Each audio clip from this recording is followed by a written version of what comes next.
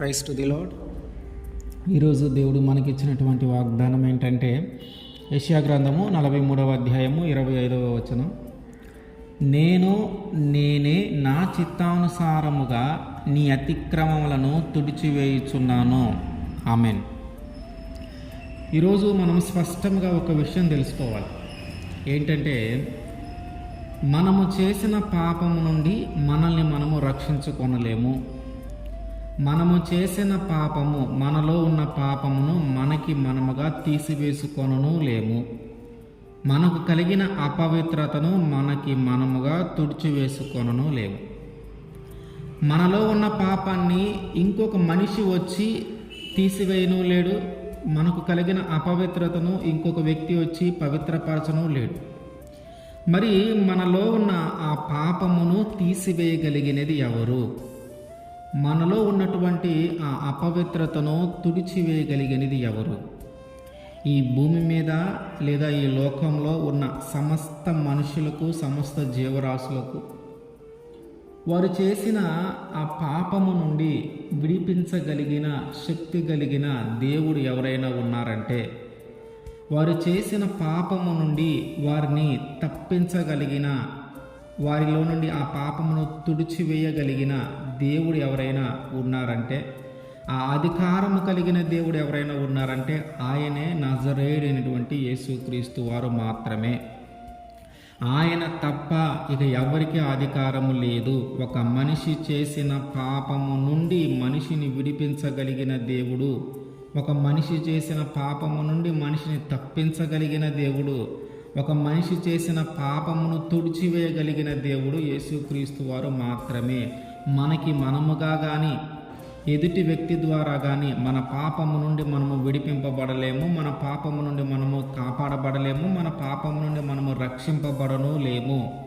మన పాపము నుంచి మనము కాపాడబడాలన్నా, మన పాపము నుండి మనము తప్పించబడాలన్నా, మన పాపము నుంచి మనము రక్షింపబడాలన్నా, మన అపవిత్రతను పవిత్రతగా మార్చుకోవాలన్నా, పరిశుద్ధముగా మారాలన్నా ఒక్కరికే సాధ్యము. ఆయనే నజరేయుడైనటువంటి యేసుక్రీస్తు వారు. నువ్వెన్ని కొబ్బరికాయలైనా కొట్టు, ఆ పాపం పోదు. నువ్వెన్ని ప్రదక్షిణలైనా చేయి, ఆ పాపం పోదు. పాపము నీలో నుండి తీసివేయగలిగిన దేవుని దగ్గరికి వస్తే, పాపము నీలో నుండి తొలగించగలిగిన వ్యక్తి దగ్గరికి వస్తే, ఆ అధికారము కలిగిన వ్యక్తి, ఆ మాట చెప్పినటువంటి వ్యక్తి, అది చేయగలిగిన శక్తి కలిగినటువంటి దేవుని దగ్గరకు వస్తే అప్పుడు ఆ పాపము మనలో నుండి తొలగిపోతుంది. అప్పుడు ఆ పాపం మనలో నుండి తీసివేయగలుగుతాం. మనము ఈ చేసినటువంటి ప్రతి పాపము నుంచి మనం విముక్తి పొందగలగాలి. లేదంటే పాపమునకు జీతము మరణము. మనము పాపము చేశామంటే దాని ద్వారా ఖచ్చితంగా మరణము సమీపిస్తుంది. కనుక ఆ పాపము నుంచి మనము విముక్తి చెందాలి. ఆ పాపములోనే ఉండి కానీ మనము మరణిస్తే, ఆ పాపములోనే ఉండి కానీ మనము మరణిస్తే మనము ఖచ్చితంగా నరకానికే వెళ్తాం. ఆ పాపము నుండి మనము విడిపింపబడి, ఆ పాపము మనలో నుండి తీసివేయబడి, మనము పవిత్రముగా పరిశుద్ధముగా మార్చబడిన తరువాత అప్పుడు చనిపోతే అప్పుడు దేవుడు ఖచ్చితంగా తన యొక్క పరలోక రాజ్యమునకు తీసుకొని వెళ్తాడు.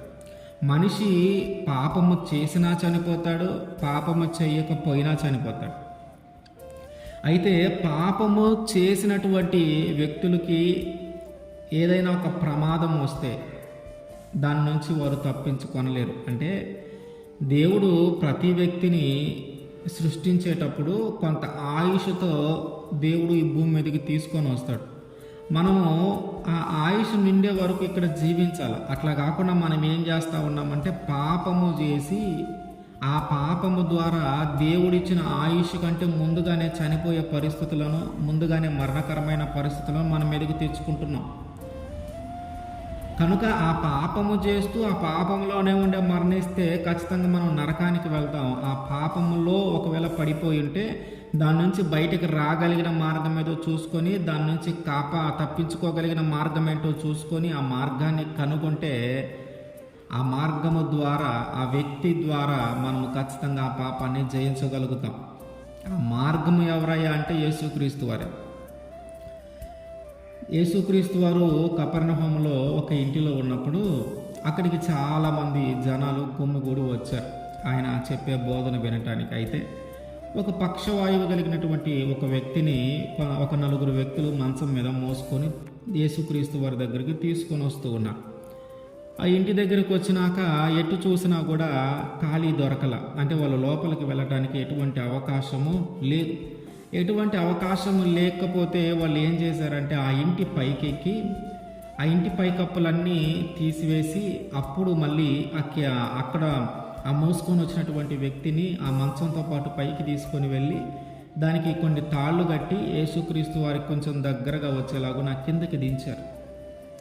అది చూసినటువంటి యేసుక్రీస్తు వారు వారి యొక్క నమ్మకాన్ని వారి యొక్క విశ్వాసాన్ని చూసి నీ పాపము క్షమింపబడింది, నువ్వు ఆ పక్షవాయువుతో బాధపడుతూ ఉన్నావు కదా, నీ రోగం తగ్గిపోతుందని చెప్పాడు దేవుడు.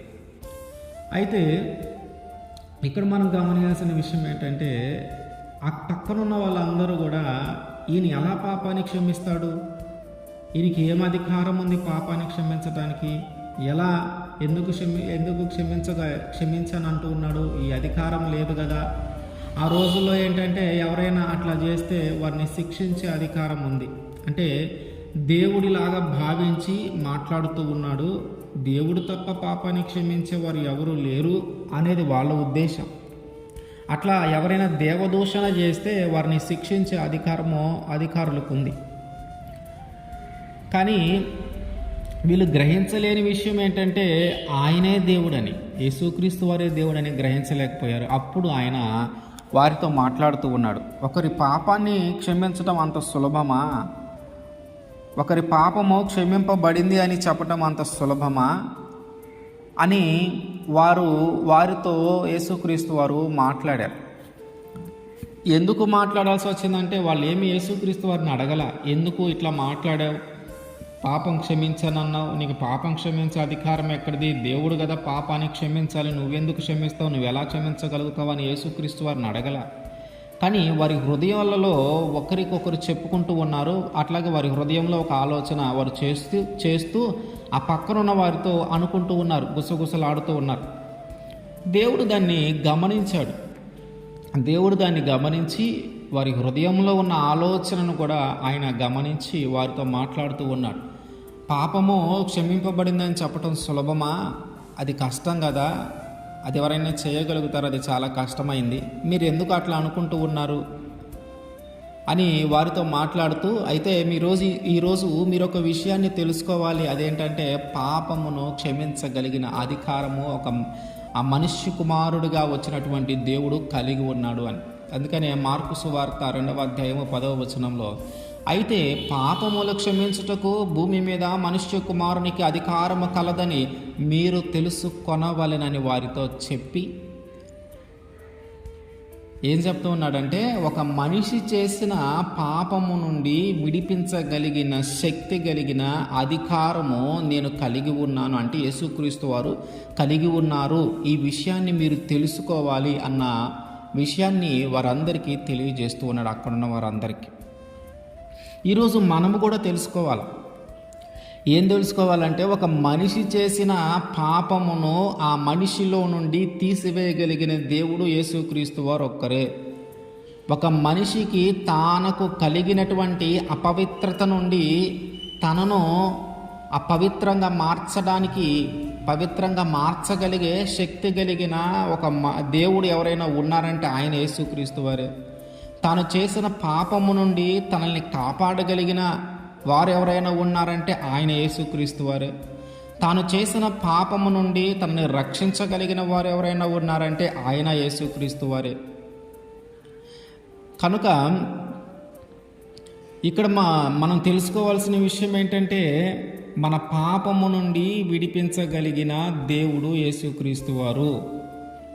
ఆయన చిత్తము ప్రకారము, ఆయన ఇష్టము ప్రకారము మనల్ని ఆయన క్షమిస్తూ ఉన్నాడు. ఆయన క్షమిస్తూ ఉన్నాడు గనుకే ఇంకా మనము చేసిన పాపమునకు మనము మరణానికి అప్పగించబడకుండా క్షేమంగా ఉండగలిగాం. ఆయన క్షమించాడు గనుకనే మనము పాపము చేసిన వెంటనే దానికి సంబంధించిన మరణము మన మీదకి రాకుండా ఆగిపోయింది. మరి దేవుడు ఎలా క్షమించగలుగుతూ ఉన్నాడు, లేదా ఎందుకు క్షమిస్తూ ఉన్నాడంటే, ఆయన యొక్క పిల్లలము గనుక మనము పాపంలోనే ఉండి నశించిపోవటం ఆయనకి ఇష్టం లేదు కనుక ఆయన మన పాపములను క్షమించడానికి సిద్ధముగా ఉన్నాడు. మరి మనం అడగకుండా క్షమిస్తాడంటే ఖచ్చితంగా అడిగితేనే క్షమిస్తాడు. నువ్వు చేసిన పాపం ఎలాంటిదైననో నువ్వు అడగకుండా ఆయన ఏమీ క్షమించడు, నువ్వు అడగాలి. దావీదు కూడా దేవుని యొక్క మనస్సెరిగిన వాడు, దేవుని యొక్క హృదయ అనుసారుడు. ఆయనే ఒక విషయంలో పడిపోయినప్పుడు మళ్ళీ దేవుణ్ణి అడిగాడు, అయ్యా క్షమించు, జరిగిపోయింది ఒక పాపమును, ఇట్లా జరిగిపోయింది, నన్ను క్షమించు, హిస్సోపుతో నన్ను కడుగు, తిరిగి నన్ను పవిత్రపరచు. ఈ విధంగా మనము కూడా మనం చేసిన పాపమును దేవుని దగ్గర ఒప్పుకొని దాని గురించి పశ్చాత్తాపడి తిరిగి ఇక ఎన్నడూ ఆ పాపము చేయకుండా ఉండగలిగితే ఆయన క్షమిస్తాడు. ఆయన క్షమించటానికి సిద్ధపడి ఉన్నాడు. మరి మనము ఆ పాపం నుంచి బయటికి రావటానికి సిద్ధపడి ఉన్నామా? ఆయన క్షమించటానికి రెడీగానే ఉన్నాడు. మరి మనం ఆ పాపమును వదిలిపెట్టడానికి రెడీగానే ఉన్నామా? మనల్ని పవిత్రపరచి పరిశుద్ధపరచటానికి ఆయన సిద్ధంగానే ఉన్నాడు. మనము పశ్చాత్తాపంతో మన పాపమును ఒప్పుకోవటానికి సిద్ధంగా ఉన్నాము. ఆయన క్షమిస్తాడు. ఆయన నమ్మదగిన దేవుడు. ఆయన మాట ఇచ్చాడంటే తప్పేవాడు కాదు. ఆయన ఏం వాగ్దానం చేస్తూ ఉన్నాడు, నేనే నా చిత్తానుసారంగా నీ అతిక్రమములన్నిటినీ తుడిచివేయచున్నాను. పాపములన్నిటిని ఆయన క్షమిస్తూ ఉన్నాడు. మన దోషములన్నిటిని ఆయన క్షమిస్తూ ఉన్నాడు. అయితే మనం అడగాలి, మన పాపములు ఒప్పుకోవాలి, అప్పుడే అది జరుగుతుంది. ఆమేన్.